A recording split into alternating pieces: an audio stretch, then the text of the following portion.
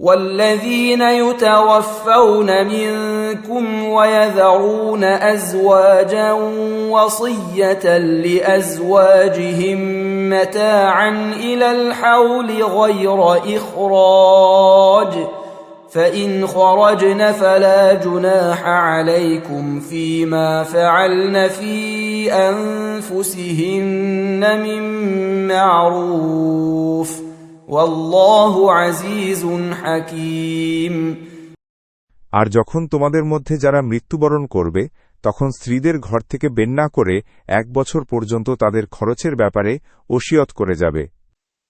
অতঃপর যদি সে স্ত্রীরা নিজে থেকে বেরিয়ে যায় তাহলে সে নারী যদি নিজের ব্যাপারে কোনো উত্তম ব্যবস্থা করে তবে তাতে তোমাদের উপর কোনো পাপ নেই, আর আল্লাহ হচ্ছেন পরাক্রমশালী বিজ্ঞতা সম্পন্ন।